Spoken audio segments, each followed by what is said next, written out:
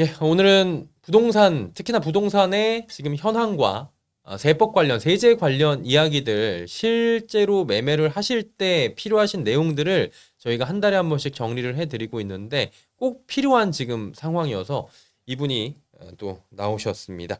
제네시스 박과 함께 하도록 하겠습니다. 어서 오세요. 네, 안녕하십니까? 예. 네, 초대해 주셔서 바쁘시죠? 고맙습니다. 뭐 이렇게 처음 오신 것처럼 갑자기 그래요? 그래도 네. 오랜만에 뵀으니까. 한 달에 한 번 모이니까 조금 어색하죠, 볼 때마다. 네네네네. 네, 개인적으로는 어색한 거 없는데. 네네네, 그럼요. 예. 어때요, 요즘에 상황이? 일단은 뭐 간접적으로 말씀드릴 수 있는 거는 네. 뭐 제 뭐 유튜브라든지 블로그 댓글이 엄청 늘었다. 그리고 똑같은 채널인데 우리 뭐 매일신문이라든지 뭐 나가면 조회수가 전보다 조금 더 올라간다. 그러니까 이 사람들이 많이 관심 가지시는 것 같아요. 그리고 이제 아시겠지만 지금 규제 3종 세트가 들어가서 거의 올스탑입니다. 네. 일단은 개인적으로는 네. 그때 바빠질 예정이지만 이렇게 되면 네, 안 네. 바빠졌으면 맞아요, 좋겠다라고 맞아요. 말씀을 하고 가셨는데 맞아요. 말이 씨가 됐죠. 실제로 네. 말이 씨가 됐고 네. 예상해 주셨던 것들이 나왔어요. 그런데 저는 개인적으로는 예상보다 훨씬 더 세게 나왔어요. 세게 나온 거예요? 왜 그러냐면 네. 저는 그때 어떻게 생각을 했냐면 서울 전체를 조정 대상 지역으로 하는 것도 투머치다. 그러니까 할 것 같긴 한데. 네네네. 뭐 어. 대략 한 절반 이상 그렇게 하고 토지거래 허가구역 같은 경우는 굉장히 사유재산 침해 이슈도 있고 불합리한 제도기 때문에 강동이나 마포나 요 정도 서울 하겠다. 그때 한 두세 군데 정도. 그 말씀하셨죠, 그때 당시. 그런데 싹 뭐 다. 전체 다 묶었죠. 그래서 굉장히 이거는 좀 극단적인 좀 정책이 아닌가 좀 조심스럽게 말씀드리고 싶습니다. 그러면은 1015 대책에 대해서 네. 이게 뭐 다른 의도의 해석은 아닙니다. 이게 규제의 강력함에 대해서 네. 선이라는 게 있잖아요. 네. 선을 넘었다. 한참 넘었죠. 넘었다고 보시는 거예요? 네네. 더 강력해야 된다. 뭐 이런 분들도 일각에서 계시는데 안 되죠. 이거는 사실은 이제 뭐 제 개인적인 의견을 전제로 이게 부동산 정책을 떠나서 이게 개인의 어떤 사유재산 침해 정도를 좀 너무 심하게 하는 것 같고요. 계속 이렇게 좀 약간 극단적인 방법으로 하다 보면 사람들이 우리가 이제 자극에 익숙해지게 되잖아요. 그러면 제가 역치라는 게 있죠. 제가 이제 우려되는 거는 그냥 뭐 이렇게 해도 되나 보다라고 이렇게 받아들이는 그런 사회 현상이 저 우려가 되는 거죠. 지난번에도 그 말씀 똑같이 해주셨잖아요. 네, 이미 우리는 학습을 해봤기 때문에 네, 어느 네. 정도의 역치값과 학습값이 있는데 여기서 자꾸 이렇게 비슷한 대책이 나오게 되면 네. 대응을 하게 돼서 부작용이 일어난다라는 건데 그게 이번에도 좀 일어나고 있는 거죠. 네네. 앞으로 물론 이제 진행된 지 한 2주 정도밖에 안 됐기 네. 때문에 조금 더 지켜봐야 되는데 한 가지 좀 우려스러운 거는 뭐 이게 뭐 일부 일각에서는 과거 문재인 정부에서 해봤던 거기 때문에 우리는 뭐 해봤다 해본 게임이다라고 말씀들 하시고 저도 이 대책이 나오기 전에 그런 말씀을 드렸는데 이제는 조금 약간 신중해져야 되지 않나. 왜 그러냐면 서울 전역 플러스 경기도 12개 지역을 토로 묶은 경우는 없어요. 저는 이 정도까지는 아니었다. 계속 말씀드리지만 이 토지거래 허가구역을 묶는 거는 한참 좀 이거는 좀 잘못된 거다라고 말씀을 드리고 싶습니다. 그러다 보니까 지금 부동산 대책에 대해서도 상당히 이거는 그런 이념이나 이런 걸 떠나가지고 네. 대다수가 지금 굉장히 부정적인 영향이 있을 것이다라고 보는 그런 설문조사들도 있었잖아요. 부작용이 상당할 것 같은데 예. 과연 이걸 어떻게 받아낼지 심히 우려스럽습니다. 그러면은 사실은 저희가 모신 이유가 네. 부동산 대책에 대해서는 다른 채널들 봐도 네. 정확하게 뭐 다 이미 짚어줬고 비판할 부분 비판하고 있기 때문에 우리도 이제 그런 부분에 대해서는 뭐 꼭 같이 가야 된다 이런 것보다는 네네. 실제로 도움을 드릴 수 있는 방법을 드리기 위해서 모셨잖아요. 네네네. 집을 토지라고 아까 말씀하셨는데 이제 사고 팔 때에 네. 굉장히 달라지잖아요. 엄청 복잡해져요. 복잡해져요. 자, 예를 들어서 이렇게 봅시다. 예. 우리가 이제 저는 이제 세금 관련돼서 말씀을 드려야 되니까 네네. 우리가 일시적 이주택 비과세라는 게 있잖아요. 종전주택 A가 있고 신규주택 B를 사면 네. 3년 안에 종전주택을 팔아야 되는데 다행히 여기에 대해서 뭐 건드린 게 없어요. 그래서 그냥 3년 내에 처분만 하면 돼요. 네네. 자, 거기까지는 좋은데 내가 이제 신규주택으로 만약에 전입을 했어요. 네.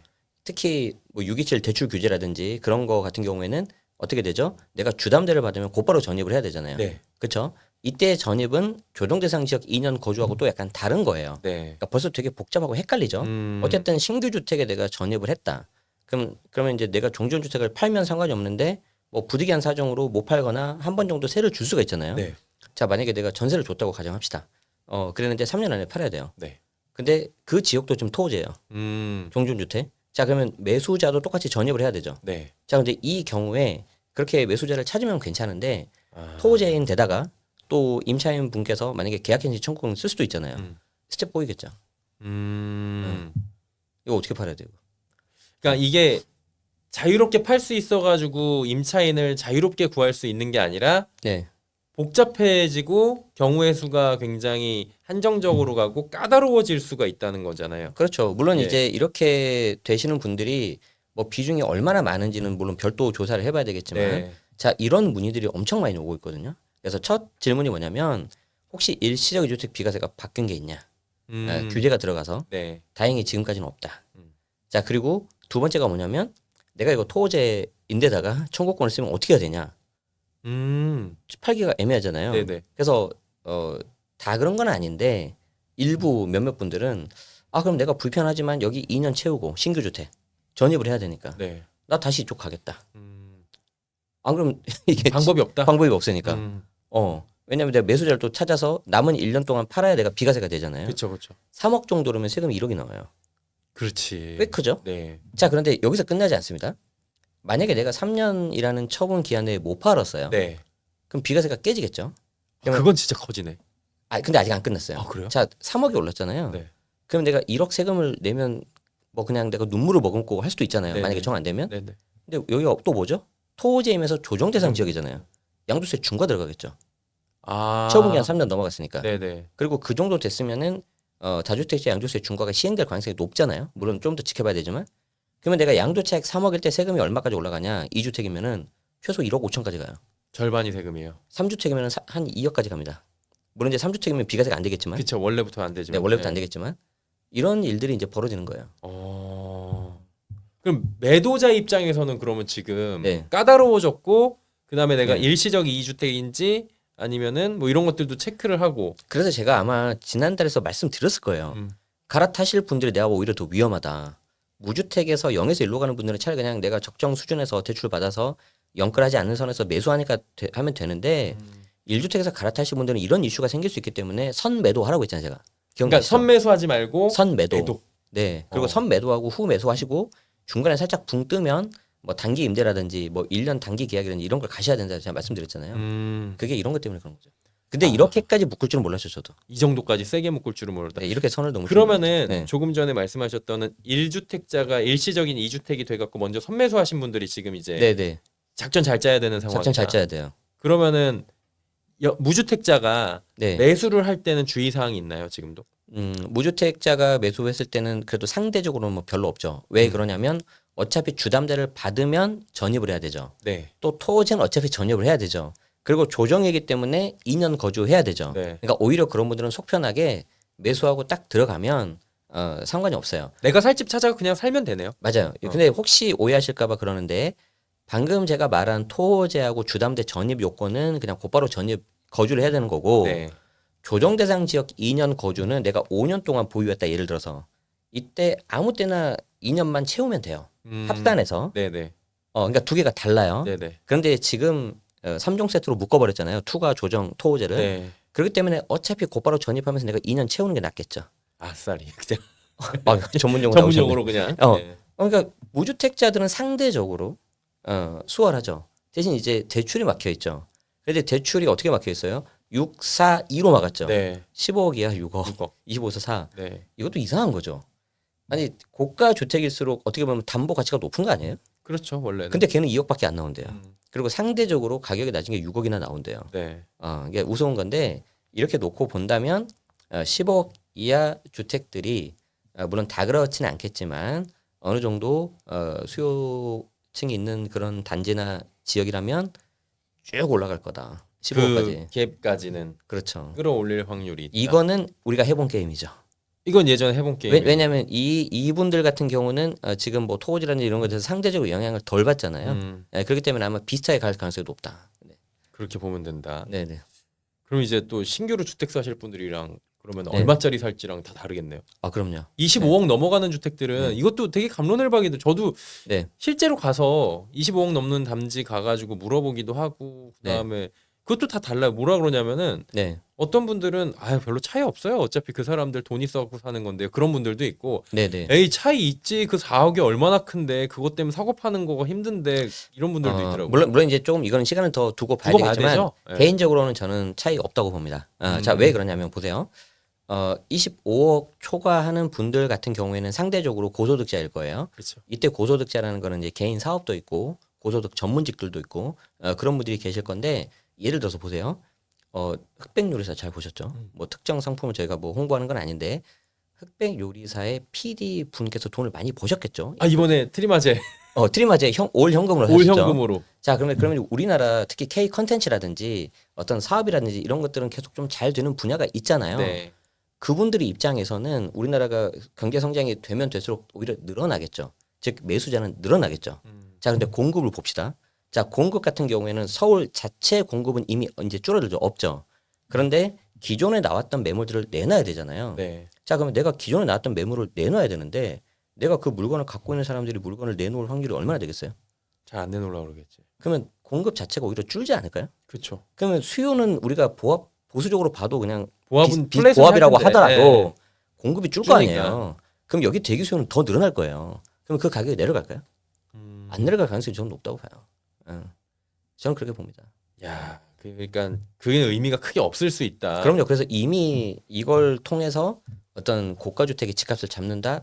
좀 죄송하지만 이번에는 예전에는 15억이 고가 주택이었잖아요. 네, 이제 본인들도 아는 거죠. 그래서 죄송하지만 좀 잘 안 될 가능성이 높다. 그러면 이제 오히려 15에서 25 사이 여기가 이제 살짝 애매해질 수가 있겠죠. 그렇죠. 이 부분이 4억이고. 살짝 애매해질 수 있겠죠. 네. 네. 거기가 근데 예전에는 15억 원 넘어가면은 진짜 강남에 있는 아파트들이었는데 예. 지금은 강북에 있는 아파트들이 보통 이제 거길 잡고 있다라고. 네. 근데 강남도 있긴 있죠, 뭐. 그래서 뭐 나누는 것 같지만. 뭐 좀 약간 좀 뭐 이게 건의 사항이라고 해야 될까요? 요청을 드리자면 본인 정부 관계자분들도 보도자료 쓸 때 이미 고가 주택을 뭐 20억, 25억 쓰고 계시잖아요. 네. 예, 그만큼 본인들도 알고 계시잖아요. 그럼 관련된 세제도 좀 바꾸자. 공제 금액 뭐 그렇죠. 뭐 직계 존속 5천만 원 이게 뭡니까? 고가 주택 기준이 아직도 12억이에요. 그러니까. 바꿔야죠. 12억짜리까지는 내가 8억에 사서 12억까지 올라서 팔면은 양도세 없는데 네.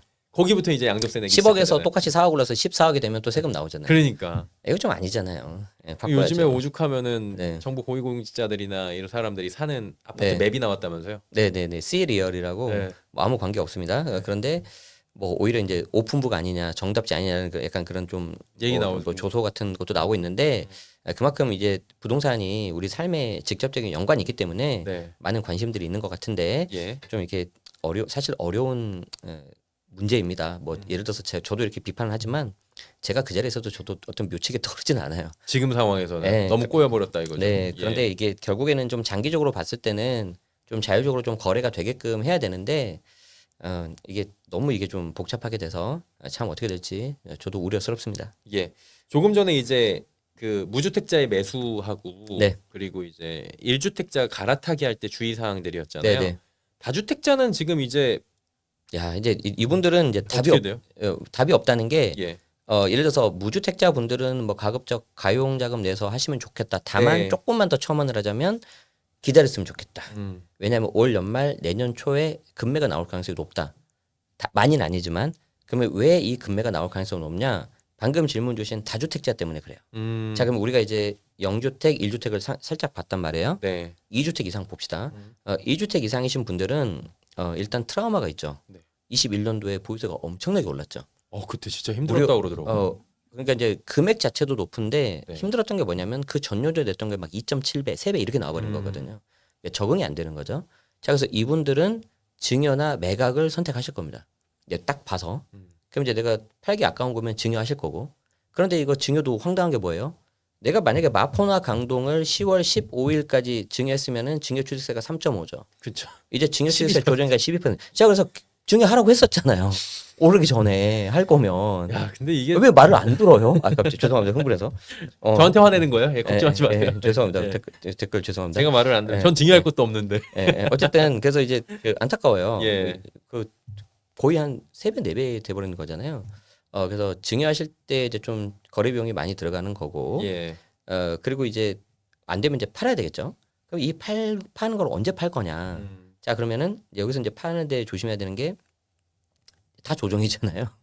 다 조정이니까 다주택자 양도세 중과가 들어갈 수 있어요. 네. 그럼 이 양도세 중과라는 건 뭐냐?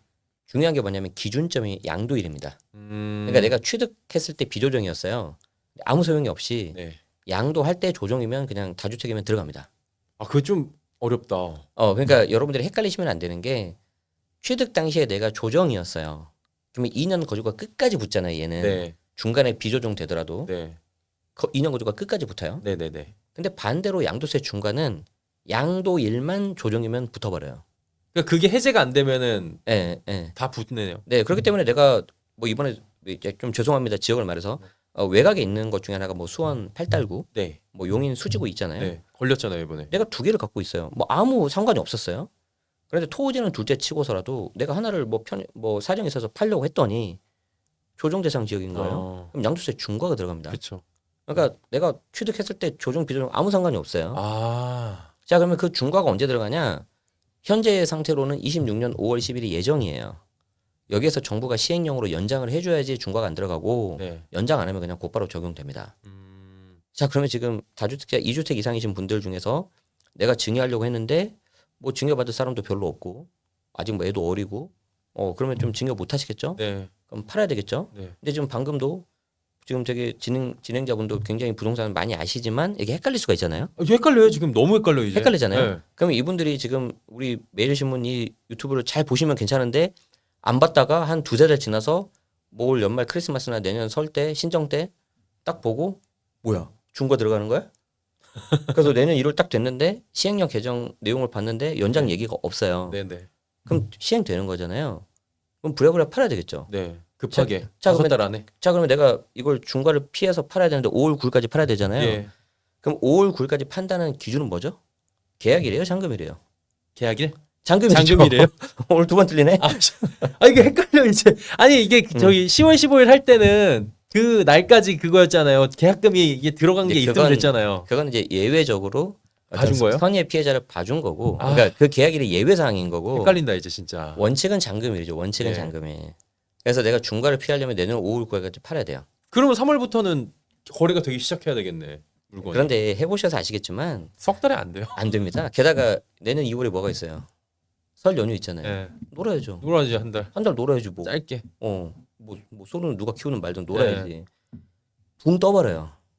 그치. 자 그러면 내가 이 꼴을 보기 싫고 팔려면 언제 팔아야 돼요? 연말에. 지금 해야 지금. 지금부터 내놔야 되겠구나. 그래서 제가 저희 그 연애원 멤버십 방이 있는데 예. 올 초부터 계속 말했어요. 다주택자라면 올가을에 팔아라. 그게 베스트. 왜냐하면 그때 만약에 사람들 금액 더 올릴 거고 오를 거고 심리가 오를 거고 그때 내가 하는 게 더 좋을 거다. 했는데 이제 어떤 분이 감탄하신 거예요. 선생님이 해야 하네. 근데 이제 그냥 뭐 약간 얻어 걸린 거긴 한데 네. 결론이 뭐냐면 지금 여유 있게 슬슬 하는 게 좋습니다. 자 그러면 내가 매수자예요. 자 다시 내가 2주택이 아니라 매수자로 가요. 무주택자 매수자. 무주택자 매수자 같은 경우에는 지금 매도자 그래도 콧대가 올라가 있잖아요. 네.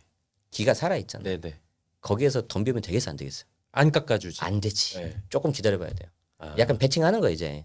제가 봤을 때 다 그런 건 아니지만 일부 매물은 내가 매도자가 지금 10월 말에 내놨는데 한 달 정도 연락이 안 오잖아요. 불안해집니다. 불안해지지. 자 왜 그러냐면 내가 10억이 올랐어요. 그러면 일반 과세면 세금이 3억인데 네. 3주택 중과면 세금 7억 나옵니다. 4억이 날라가네. 4억이 날아갑니다. 네. 이걸 계산하는 순간 등에 식은땀이 나겠죠. 1억 싸게 주자 그냥 이렇게 되겠네. 그렇죠. 네. 근데 이제 처음에는 그렇게 못 하겠죠. 한 3천 5천. 싸게 주신다. 그렇죠. 그럼 매수자는 이걸 알아야지 뭔가 협상력이 생기잖아요. 네. 어떻게 알 수 있을까요? 부동산 주인한테 물어봐요. 내가 동호수를 봤잖아요. 네, 등기부터 뜨면. 등기 있는 건 네. 떼야죠. 그럼 취득가 나와요. 그러니까. 그럼 거기 호가랑 비교해가지고 그래서 양도세 공부하셔야 돼요. 그래서 내가 무주택자이기 때문에 나는 세금 상관없어 그러면 안 되고 다주택자들이 관심 있는 세금에 대해서 공부하시고 여기에 대해서 전략적으로 접근해보는 거죠. 저라면 베팅합니다. 지금 안 들어가고 매수자 제가 무주택자라면 매수자라면. 분명히 이거 중과 때문에 파는 사람 나옵니다. 그리고 아까 선생님 그 진행하시는 분처럼 계약만 하면 되는 거 아니냐는 사람 나와요. 분명히 나와요. 아 나도 이번에 헷갈리네 이제. 큰일 나, 큰일 나. 네. 그래서 아 진행하면서 몰랐네요. 굉장히 네. 복잡하기 때문에 다주택자들 셈법은 엄청 복잡합니다. 그래서 증여로 가야 되냐, 매각을 해야 되냐, 아니면 증여도 12%면 힘들잖아요, 이제. 그런데 이제 길게 보면 증여가 유리하긴 하죠. 아 근데 이것도 네. 계속 지적 나오는 게 할 사람들 자기들끼리 다 하고선 지금 이러는 거 아니냐라는 진짜 지적까지 나오고 그래서 있잖아요. 7월달에 서울 같은 경우에는 증여 건수가 역대 최대였어요. 엄청나게 나왔잖아요. 예, 그래서 그 뭐 아까 어떤 사이트가 있다 그랬잖아요. 고위공직자분들의 재산이 있는 그걸 좀 보실 필요가 있어요. 예를 들어서 그냥 우스갯소리입니다. 이거는 뭐 대부분 1주택자이실 건데 뭐 강남권에 만약에 그 사이트를 봤는데 그걸 만약에 팔았다. 무슨 말일까요? 보이스를 엄청 올리겠죠. 그렇죠. 예, 우리가 유추할 수 볼 수 있잖아요. 예, 그래서 100% 그런 건 아니지만. 100%는 아니지만 네. 그래서 제가 말했잖아요. 개인 의견이라고. 네. 그래서 이제 다주택자분들은 세법이 되게 복잡해요. 버틸 거냐, 증여할 거냐, 팔 거냐. 판다는 거는 양도세 중과 피해야 돼요. 그래서 1년 연장될 거냐 안 될 거냐 초미의 관심사고요. 증여 같은 경우에는 어차피 토호제죠.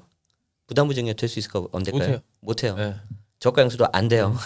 물론 곧바로 전입한다면 오케이. 음. 예, 그래서 이제 그런 것들이 좀 복잡해지고 이제 보유하실 분들은 이제 보유세가 올라갈 가능성이 높은데 그냥 개인적으로는 올해 재산세 종부세 내시는 거에서 1.5에서 2배 정도 하셔야 될 것 같다.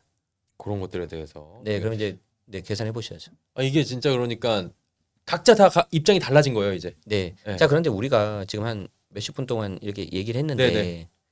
99%가 세금 이야기죠. 그렇죠.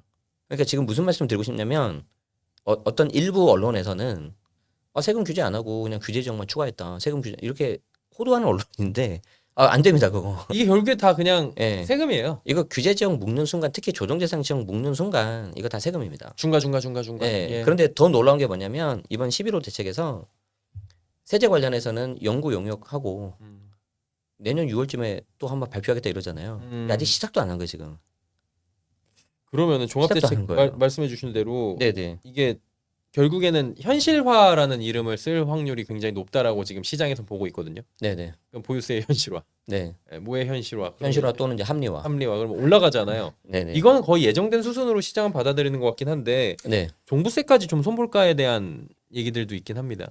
이제 좀 셈법을 좀 복잡하게 더 봐야 되는데 네. 왜 그러냐면 우리도 한번 해본 게임인 것처럼 정부 관계자분들도 이걸 아시잖아요. 해본 게임이지 그거. 그런데 이제 결과가 어땠죠? 그 문재인 정부 때 안 좋았죠. 정권 교체가 됐죠. 예. 그걸 다시 하고 싶지는 않으시겠죠. 그렇기 때문에 제 개인적으로는 조금 더 합리적으로 바뀌진 않을까. 이제 좋은 의미에서 그래서 이제 큰 틀에서는 보유세는 올리고 거래세는 내린다고는 하시는데 이 거래세라면 보통 이제 취득세하고 양도세 두 가지인데 예. 제 개인적으로는 둘 다는 안 내릴 것 같다. 약간 좀 스타일을 보니까 그리고 우리가 6.27 대책 그리고 이번에 11호 대책 보면은 어떻게 하죠? 조정대상 지역도 찔끔하는 게 아니라 다 해버리죠. 한 방에 한 방에 하죠. 시원하게. 시원하게. 네. 약간 좀 극단적으로. 그러면 내년 예상하는 세제 개편도 어떻게 될까요? 한 방에 나오겠죠. 싹 다 바꾸겠죠. 예상치 못한 허를 찔렀다 약간 이런 느낌으로 지금 접근하는 게 있거든요. 네네네. 그런데 네. 저는 그게 그래도 제가 좀 어떻게 보면 마지막 희망이라고 해야 되나? 좀 그래도 뭐 어떻게든 좋게 보려고 하는 게 마냥 규제 위주로는 안 가지 않을까. 왜 풀어줄 거 그러냐면 풀어주고. 왜 그러냐면 이제 현실적인 어떤 어떤 조세 저항 네. 그런 이슈도 있고 선거도 있어요 내년에. 그러니까 선거 끝나고 끝난 거야 수도 있고. 그래서 6월 중으로 나와 있어요. 연구 용역 결과 예정이. 음. 그리고 이제 타이밍이 딱 맞는 게 뭐냐면 매년 7월 달에 세제 개편이 나오거든요. 그러니까 선거 끝 일부러 그런 건 아니겠지만 네. 선거 끝나고 7월 하면 모양새가 나쁘진 않잖아요. 그런데 거기에 대해서 제가 하나 희망하는 거는 그냥 무작정 규제 일변도로 가지 말고 이번에 전반적으로 한번 세제를 뜯어보자. 어떤 거냐면 일단 취득세 중과가 너무 심하죠. 그죠. 그런데 이 취득세 중과를 함부로라는 표현을 제가 빼겠습니다. 내려야 된다고 생각하기 때문에. 근데 이걸 좀 쉽게 못하는 게 뭐냐면 지자체 세원의 상당 부분을 차지하고 있어요. 해당 지자체에서 반발할 가능성이 높습니다. 우리 그러면 세금 오히려. 어디서 걷어 이럴 수가 있겠구나. 그래서 이제 그런 부분에 있어서 중앙 정부하고 어떤 협의가 필요하고요. 네. 종부세 같은 경우에는 재산세하고 종부세 같은 경우는 재산세는 지방세고 종부세는 국세예요. 국세잖아요. 네. 그래서 재산세는 그 해당 지역에서 쓰는 게 원칙이고 종부세는 그걸 받아서 교부금으로 내려준단 말이에요. 네. 여기에 대해서 좀 약간 이슈가 있단 말이에요. 그리고 종부세는 항상 이중과세라는 공격을 받고 있죠. 저는 개인적인 의견을 전제로 명백한 이중과세 위헌이라고 봅니다. 저는 왜 그러냐면 하나의 대상에 대해서 두 개의 세금을 매기는 게 안 돼요 이게. 네네. 어쨌든 그러는데 저희 교수님이 그랬기 때문에 어쨌든 그런데 이걸 공격을 피하기 위해서 어떻게 하면 될까요? 둘 다 없애버리는 거예요. 그래서 하나를 만드는 거죠. 아, 예를 들어서 뭐 국토보유세 들어봤어요? 한 방에 한 방에 세율은 사실 비슷해. 아니지. 세율은 살짝 낮는데 낮은데. 그럼 조세 저항이 덜할 거잖아요. 네네. 대신에 세원을 넓혀버리겠죠. 그 총액은 더 더 늘어나겠죠. 늘어나는. 예. 제가 봤을 땐 그래요. 어. 예. 자 그렇게 되면은 좀 더 저항도 덜하겠고 저 같은 이중과세 얘기 안 하겠죠 이제. 자 그리고 양도세 같은 경우에는 제가 제 개인적인 생각인데 만약에 취득세를 그대로 둔다. 그럼 양도세 중과 좀 내릴 것 같아요. 아니면 유예를 좀 더 해주거나. 왜냐하면 공급이 너무 없어요. 그러니까 지금 이대로 가면은 네. 공급이 없으니까 문제인 네. 거잖아요. 그렇기 때문에 다주택자들 물건이라 좀 일부 내놔라. 민간 임대 사업자들 거. 아니 민간 임대도 마찬가지고 그냥 일반 미등록 같은 경우에 미등록, 2주택, 예. 3주택인 경우도 좀 내놔라. 내놔라. 중과 내가 유예해줄게. 없애진 않고.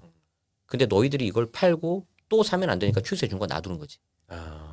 이거 약간 딱딱 맞지 않아요, 뭔가 이게? 진짜 가능성 있어 보이는데? 지금 오늘 날짜가 이제 영상이 갑자기 잘못하면 이제 성지가 될 수 있는. 근데 예를 들자면 이렇게 할 수 예. 있다는 거죠. 근데 어떻게든지 좀 약간 합리적으로 됐으면 좋겠어요. 그러니까 지금 계속 얘기하는 게 뭐냐면은 취등록세를 좀 풀어주고 네. 그러니까 거래를 좀 활성화를 시켜야 된다. 주식시장도 그렇고 네. 뭐든지 거래가 활성화가 돼야지 좀 이제 싸게 가격에 대한 시장의 자율화가 이루어질 수 있게 되는 것이고 그에 따라서 사람들이 선택권을 보장을 받을 수가 있는 건데 그게 지금 너무 작아졌다, 내로워졌다라는 얘기들이 네네네. 나오고 있는 거잖아요. 이거 어떻게 보세요? 그러면은 네. 양도세를 네. 몇 년 동안 한시적으로 예전에 2015년도에 3월 31일까지 네. 양도세 없앤 적이 있었잖아요. 양도세 감면주택. 감면주택 네. 일시적으로 해주고 네. 그다음에 그 시기가 지나면 다시 확 올려주면은 조금 엑시트할 사람들이 네네. 엑시트를 하는데 그때 이제 일시에 몰려 나오면 네네. 그러면 이제 물량이 좀 늘어나면서 가격이 조금 이제 그런 네. 얘기도 나올 수 있잖아요. 네, 뭐 나올 수는 있는데 아마 지방 위주로 나올 것 같고 예를 들어서 음. 지방 중공 미분양 아니면 중공 전이라도 미분양된 경우 네네. 실제 과거에 나왔던 것들도 그랬었거든요. 그래서 이제 미분양 같은 경우에 그런 부분이 조금 나올 수가 있고 네. 다만 서울 수도권은 쉽지는 않을 것 같다. 그래서 그런 혜택은 준다기보다는 중과만 좀 유예하는 정도. 유예한 정도. 너무 그 강력한 그 규제를 제외시키는 방안은 기대하지 말고 네네. 이미 지금 서울 수도권은 좀 많이 올랐다고 지금 보고 있기 때문에 정부에서도 그렇게까지는 안 할 확률이 그렇게까지는 안 할 확률이 높고 오히려 저는 그런 거 이제 우려되는 게 무시하고 그냥 자유투자 양도세 중과 때리는 거죠. 높다. 왜냐면 어차피 너희들 팔 거 아니까 세금이라도 많이 걷겠다. 그러면은 이제 네, 그러면 이제 시장이 이제 어떻게 네. 될지 모르는데 일단 매물 많이 줄 거고요. 특히 이제 시장에 내놓을 때 매도자들이 이제 소위 말해서 속칭 본전 생각이 나잖아요. 가격을 조금 올립니다, 계속. 그게 이제 매수자한테 전가하는 거예요. 전가를 하는 거죠. 예. 그래서 그런 오히려 이제 좀 매수자들한테 피해가 갈 수도 있다. 이 말씀 드립니다. 아니 불법이긴 한데 얼마 전에 보니까 네. 비슷한 현상이 비슷하다고 보는 건 좀 어폐가 있을 수 있는데 네, 그 분양권 피 거래하는 거 있잖아요. 네, 네, 네. 그거 할 때 다운 계약서 쓴 다음에 전부 다 구입자한테 전가시키는 관행이 아직도 있는 곳들이 좀 있는 것 같더라고요. 그게 약간 어떤 건지는 제가 잘 모르겠는데 일단 실거래가하고 금액 자체가 다르면 이게 불법이죠. 그죠? 이게 불법이에요. 업이든 다운이든. 네네. 그런데 이거하고 관계없이 이제 매수자한테 부담하는 매수자 부담 양도세 있어요. 네네. 속칭 손피거래라고 하는데 네. 걔는 합법이에요. 아 손피거래는 손피거래는 합법이에요. 아. 다만 뭐가 문제냐면은 내가 그 손피를 하면서 매수자가 매도자 양도세를 부담을 하잖아요. 그러면은 내가 뭐 그게 양도세가 매매가가 5억이고 양도세가 3억이라고 합시다. 그러면 나는 8억에 판 거예요. 아. 5억이 아니고. 네네. 그래서 매매가를 맞춰줘야 돼요. 아. 그리고 여기에 대해서 양도세가 또 나와서 계속 무한 반복이 되거든요. 네네네. 이제 그걸 이제 계산을 해야 되는데 다행히 이게 최근에 작년인가 해석이 나와서 무한 반복을 해석하는 게 맞다. 그래서 매수자가 세금 엄청 내야 돼요. 아 그렇게 되면 엄청 내야 돼요. 그렇기 때문에 이게 내가 법대로 하려면 매수자가 세금 엄청 많이 내야 되고요. 이제 그러면 안 되지만 일각에서는 그렇게 좀 이렇게 다운으로 하는 경우가 있다. 그게 관행적으로 좀 있는 것 같더라고요 보니까. 사실 뭐 분양 시장은 좀 그런 게 있죠. 예. 여전히. 네. 어쨌든 간에 좀 모르는 동네여가지고 제가 네네. 잘은 모르겠고요. 네네. 그러면은 이제 결국에는 다주택자, 일주택자, 무주택자 막 다 다르잖아요. 네네. 우리가 이거 오늘 하는 이유가 결국에는 내가 지금 집이 없어 혹은 집이 있는데 이사 가야 돼 네. 이런 분들이 현실적으로 고민을 할 때 지금 아까 말씀하셨다시피 다 세금이잖아요. 네. 결국에는 규제 때문에 세금이 늘어나는 건데 그걸 최대한 피해야 돼서 절세를 해야 되는 거잖아요. 예. 어떤 전략들이 필요할 것 같은지를 조금 여쭤보려고 하는데 네. 각각 어떻게 하는 게 좋겠어요? 지금 시기적으로 나누고 뭐 이렇게 보면은 뭐 아까 말씀드린 것처럼 뭐 이렇게 주택수로 나눠야 돼요. 퉁치면 안 되고. 그래서 무주택자에서 1주택 가시려는 분들은 일단 명의는 공동명의 하시면 어지간하면 다 해결됩니다. 무주택에서 잠깐만 무주택에서 1주택 갈 때는 공동명의, 근데 뭐 부부 공동명의. 6억 6억까지 이렇게 하나요? 네네네. 그런데 이제 뭐 내가 싱글이다. 그러면 그냥 혼자 그냥 하셔야 되는 네. 거고. 뭐 가족들하고도 공동명의 하실 수도 있어요. 네. 그런데 이제 나중에 매도할 때 좀 의견이 엇갈린다든지 그리고 부부간에는 좀 약간 자금이 왔다 갔다 해도 6억까지 증여재산 공제가 되기 때문에 좀 여유가 있어요. 근데 다른 가족 해봤자 5천만 원, 1천만 원밖에 안 돼요. 네. 그래서 자금 출처가 굉장히 명확하게 하셔야 되기 때문에 싫으시면 그냥 단독 하시고 부부이신 분들은 공동 하셔라. 네. 그리고 아까 말씀드린 것처럼 매수 시기는 일단 조금 한번 기다려 보자. 그리고 지금 이 토호제를 다 묶는 건 우리가 가본 길이 아니에요. 어떻게 될지 몰라요. 그래서 약간 봐야 돼요.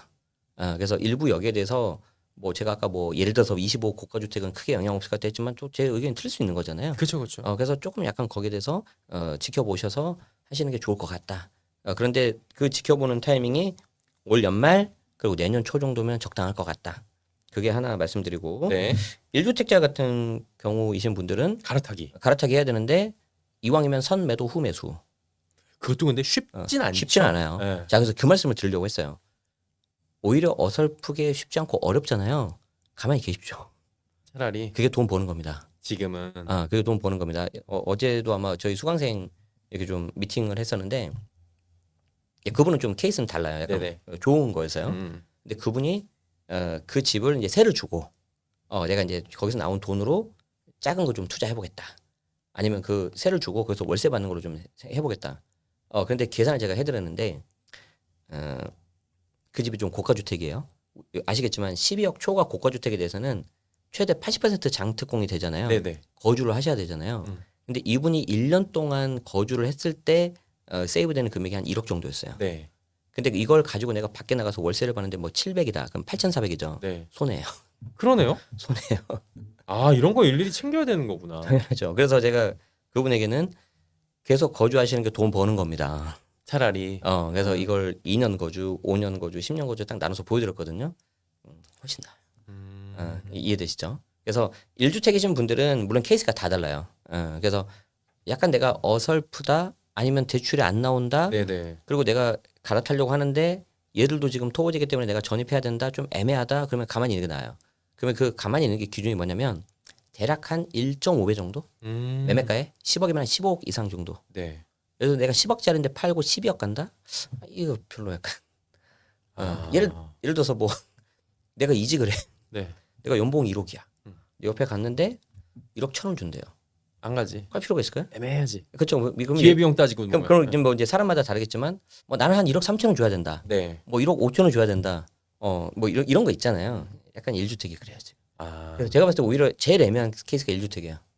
그래서 1주택자이신 분들은 조금 더 조심하시는 게 좋을 것 같고요. 예. 2주택 이상 다주택자이신 분들은 아까 말씀드린 것처럼 네. 증여, 처분, 보유세 생각해서 버티기 네. 어렵다 여기는. 어. 어렵다. 그래서 2주택이신 분들은 지금 이 영상 보시고 나면 바로 계획 세우셔야 됩니다. 2주택이신 분. 그래서 아까 말씀드린 것처럼 계약만 하면 되는 거 아니에요? 아닙니다. 아, 잔금해야 됩니다. 네, 제가 무식하고. 아니 그게 아니고 그리고 뭐 1월달 연장되는지 한번 보고 하지 뭐. 그런데 우리 아이에게는 설 명절이 있다. 2월 달에. 놀아야 된다 우리는. 2월 28일까지밖에 없는데 설명절이 있어가지고 한 달 날라갑니다 그냥. 네, 그쵸. 금방금방 가고. 그럼 내가 이제 3월달에 딱 내놨는데 다행히 계약이 됐어요. 그럼 보통 2, 3개월이잖아요. 예. 그러면 5월 9일까지 잔금을 해야 되는데 갑자기 매수자가 스승의 날 지나고서 5월 16일 하시죠. 딱 그런 거예요. 그러면 약간 내 불안하잖아요. 그러면 어떻게 해요? 어린이날 지나고 5월 6일 날 하자. 그러면 매수자가 어때요? 모르면 그냥 하겠죠. 네. 근데 저 같은 사람이면은 알지. 이거구나. 그러면 이제 저는 후려치겠죠 가격을. 깎아. 저는 아주 세게 후려칠 거예요 저는. 제가 그렇게 그러면. 해가지고 첫 주택을 네, 2015년도 3월 20일 날 네. 싸게 샀던.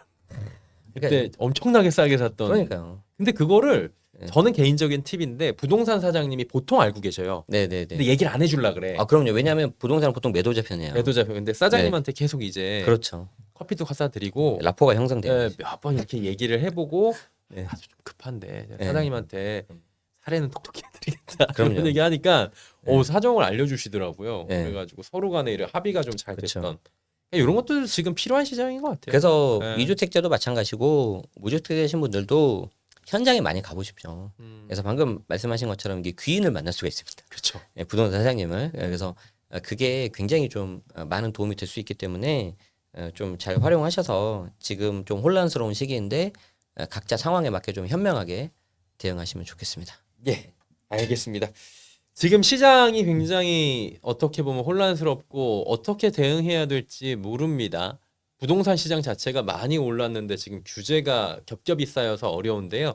오늘 제네시스 박 선생님께서 말씀해 주신 이 내용들이 어떻게 보면 정말 교과서처럼 들릴 수가 있는 분들이 계실 것 같아요. 꼭 도움이 되셨기를 바라도록 하겠습니다. 여기서 보내드리겠습니다. 고맙습니다. 고맙습니다.